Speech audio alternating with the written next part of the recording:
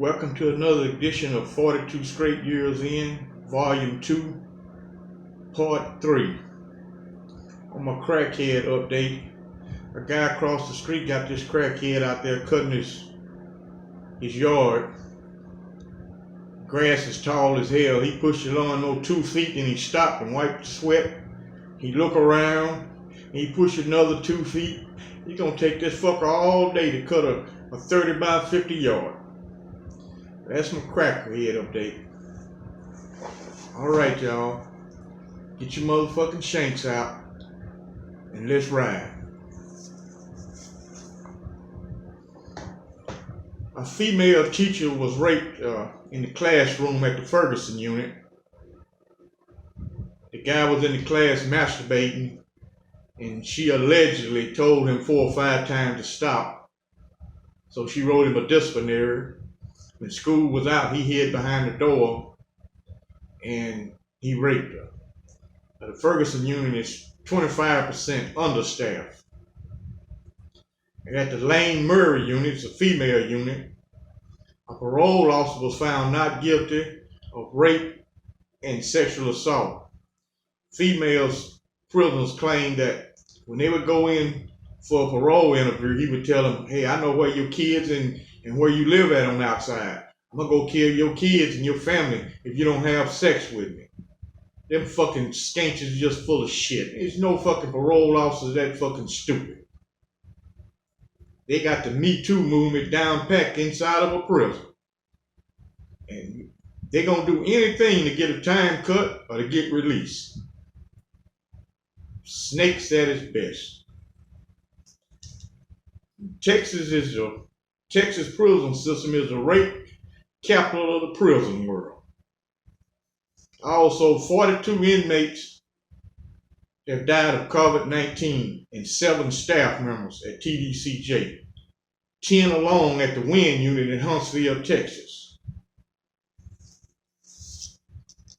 All right, one young inmate at the William McCone unit learned that when he was led to the execution chamber at the TDCJ's Wall unit in Huntsville, fellow inmates at the McConnell unit testified at Robert Lynn Pruitt's trial in Corpus Christi 2 years after he was accused of murdering Officer Daniel Nagel. Nagel was 37 when he was repeatedly stabbed with a makeshift knife in a Beeville prison. His body was found in a pool of blood next to a torn up disciplinary report he had written against Pruitt. Pruitt, 20 at the time, had already been in prison for years, convicted of as an accomplice, and sentenced to 99 years in a murder his father committed when he was 15. Prosecutors argued Pruitt killed Nagel because of the disciplinary report. Numerous inmates testified against Pruitt. When strapped to the gurney, he said, "Nighty night, I'll see y'all. I'm ready, Warden." As the chemicals began to flow, he started yelling obscenities. And what the hell you expect? I'd have been yelling obscenities all the way from the death cell all the way to the dad would get the damn SWAT team to drag me and strap me to the fucking gurney. Ain't no fucking way I'm gonna volunteer and walk.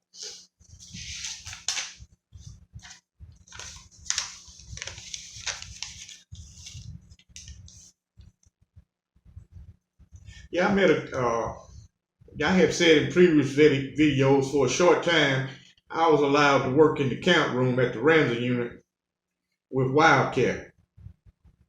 And this old guy came in. I was standing outside in the hallway. He asked me, he said, what can I do to see the warden? Burr was nowhere around. I said, wait just a minute. I stepped in there and said, Cat, you doing favors? He said, yeah. Send him on in. So naturally, when we go in, I work in there. I'm going to stay in there anyway. And the guy was telling the Cat, he said, man, a warden only got a 2-year sentence for DWI. He said, I got a cell partner. He said, I don't want to hurt the guy. He said, ain't that I'm scared. He said, but I ain't got but 2 measly years. He said, I'm not afraid. He said, I don't want to risk getting no life sentence when I only got to be here 2 years. He said, my cell partner on the low key trying to make me out of a punk. So I'm sitting there listening to this guy. I'd see him sitting in the day room. I ain't never had talked to him.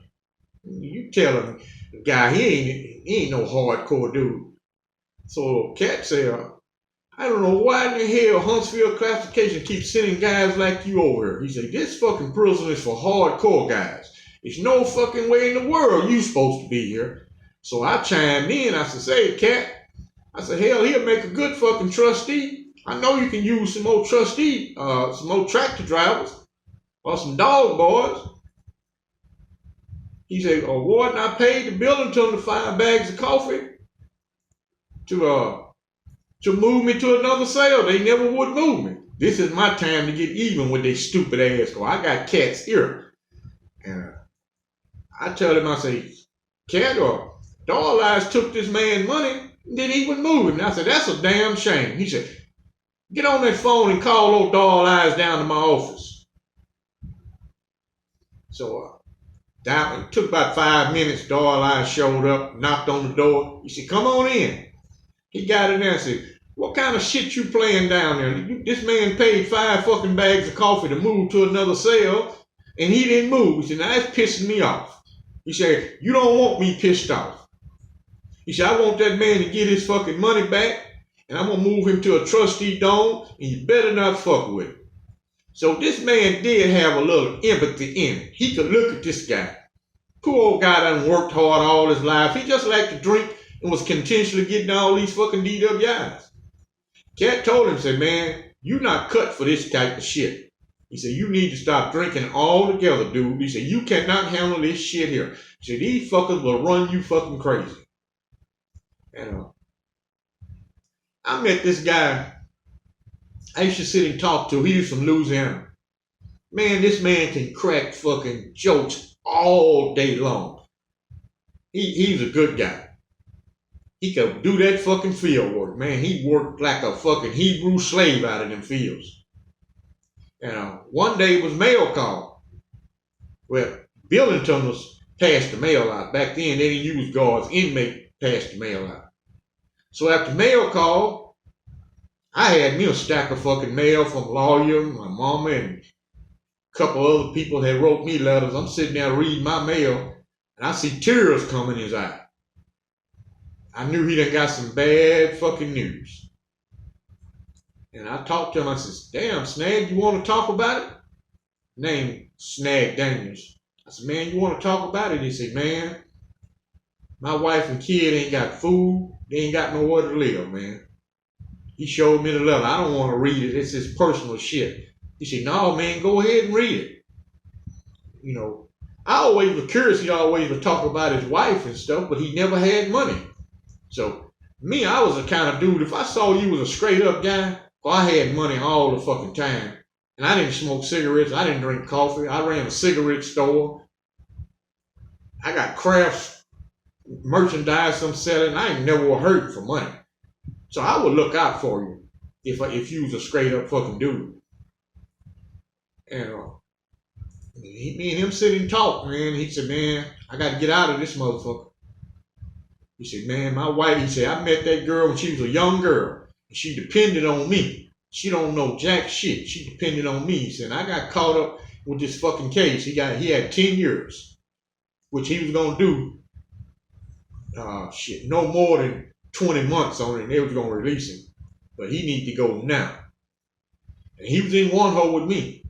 He told me, he said, hey, man, I'm from the swamps in Louisiana. He said, I can beat these motherfuckers all day long. He said, them fucking dogs cannot catch me. He said, if we ever go by the river, he said, I'm out of this bitch.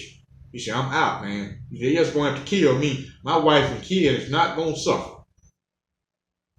So we was working. We was getting closer to the Brazos River.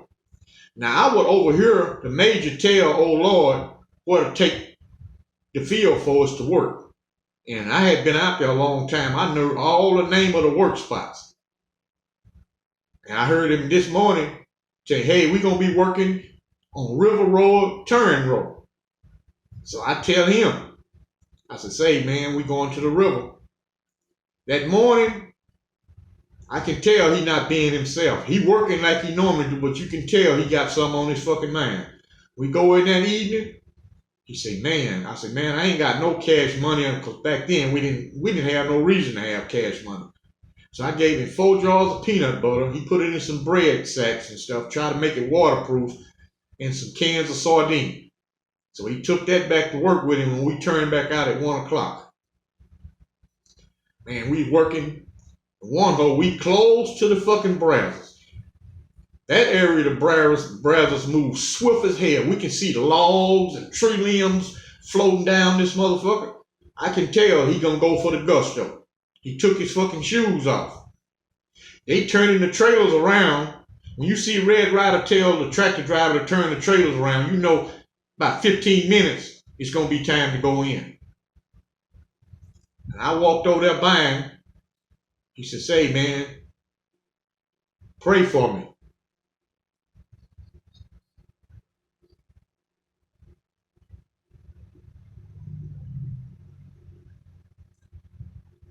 And he caught old Lord slipping. Old Lord looked off, talking to the 2-hole field boss. Stag hollered. Ow! And took out running. He made it to the river.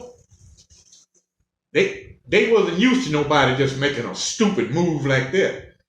But the long riders wasn't in a position to shoot him. None was on the other side of the river. They all over on the same side we working on. So by the time the number 1 pack of dogs, the dog bar can get the dogs together, he done hit the water. He dived out of the Brazos River and turned in the air waving at us. He hit the water.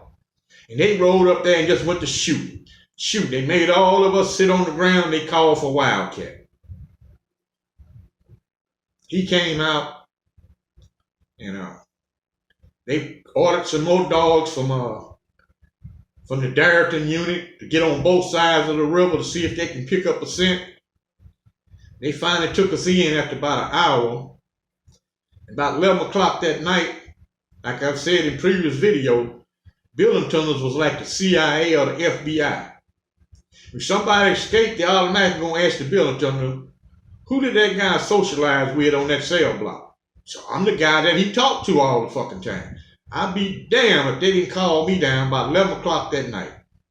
Cat say, where was that nigga going? He's probably drowned. They ain't never find him. The rumor was that he drowned in the Brazos. He said, where was he going? What did he talk to you about? I said, he just cracked jokes. Even though the building tunnels would get around, this man could tell some fucking jokes. They'd get around and laugh and talk to him. And Darla, I said, yeah, he could tell a lot of jokes. I said, he wasn't my sales partner. I said, he worked in 1 hole with me. I said, it's 28 more people working 1 hole. And they didn't do me nothing. They said, well, all right, if you think of anything that he talked to you about, you come down here to my office and tell me. That means they ain't found it. They ain't found the body or nothing. 3 years later, I'm back at Eastham again. And I get a fucking letter in the mail.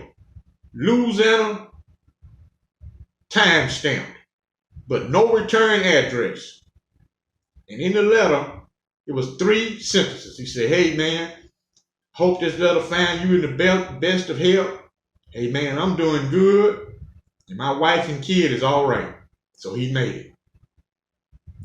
Now TDCJ, they don't like to talk about successful escapes to encourage the inmate. They put out the rumor that he drowned, but nobody was never found.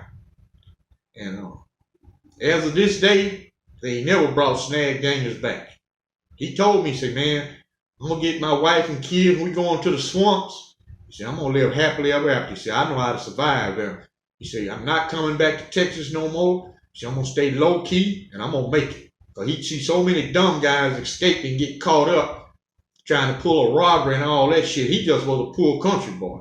And he was successful and he made it. All right, in conclusion, a good man can't be held down.